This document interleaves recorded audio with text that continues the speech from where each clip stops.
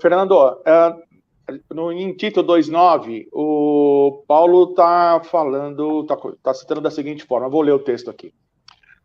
Ensine os escravos a se submeterem em tudo a seus senhores, a procurarem agradá-los e não serem respondões. É óbvio que isso, para nós, a nossa visão hoje, cultural, 2021, não faz o menor sentido, né? Qual é o sentido que fazia isso para Paulo? E quanto isso era importante para Paulo poder colocar esse texto específico aqui para ti? É interessante isso, José, porque não faz realmente sentido para nós, porque nós temos vamos dizer, as relações trabalhistas hoje elas são de outra ordem, elas se estabelecem a partir, por exemplo, de uma legislação sólida, elaborada, detalhada em várias questões, por exemplo, das categorias, das classes trabalhadoras e tudo mais. Então, a gente está falando de um momento muito diferente do tempo presente.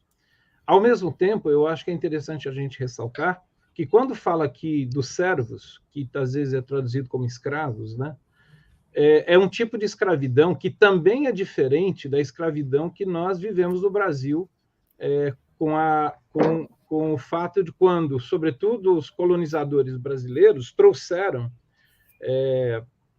do continente africano, as populações do continente africano, para serem escravizadas aqui no Brasil. Então, era um outro tipo de escravidão, conquanto fosse escravidão, né? E era o contexto de Paulo, era a realidade que ele estava vivendo.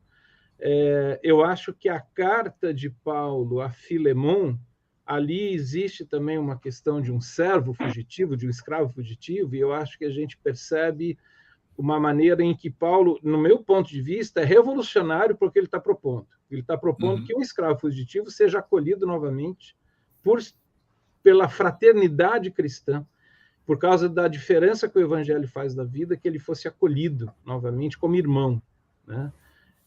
Para nós pode parecer pouca coisa, mas eu acho que para Paulo era revolucionário o que ele estava propondo lá naquela época dele.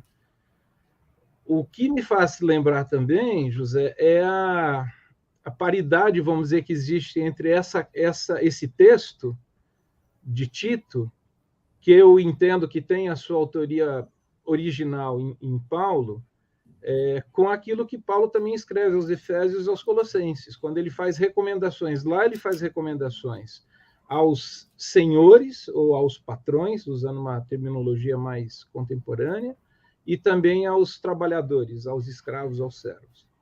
Então, Paulo tem essa preocupação. O que eu fico pensando, que me ajuda a entender, é assim, o evangelho, ele tem a ver com toda a nossa vida, com a maneira como que a gente vive em família, com a maneira como que a gente vive na comunidade da fé, com a maneira como que a gente vive nas relações de trabalho, nas relações sociais.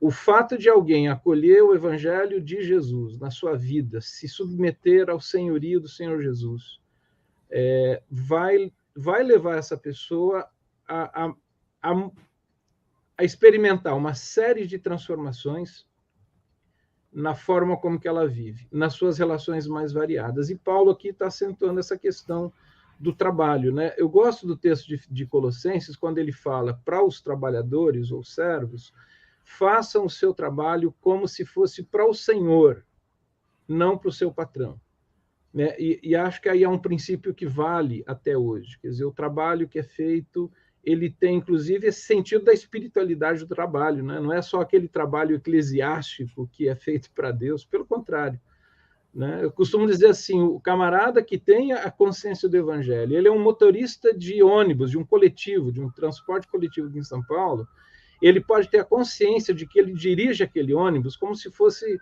para Jesus, ou seja, como se Jesus estivesse naquele ônibus, né?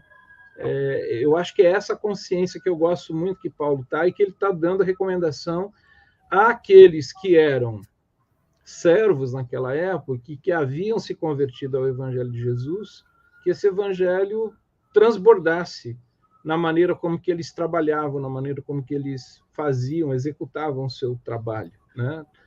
E é interessante porque ele diz assim, né, no verso 9, você falou, quanto aos servos que sejam em tudo obedientes ao seu Senhor, dando-lhes motivo de satisfação. que não sejam respondões, nem furtem, mas que deem prova de toda fidelidade. Quer dizer, Paulo está falando de fazer um trabalho com caráter, com dignidade, com respeito, né? E acho que isso, para nós hoje, tem um sentido, uma aplicação muito interessante, respeitando, evidentemente, o nosso contexto, as relações e as legislações de trabalho, né?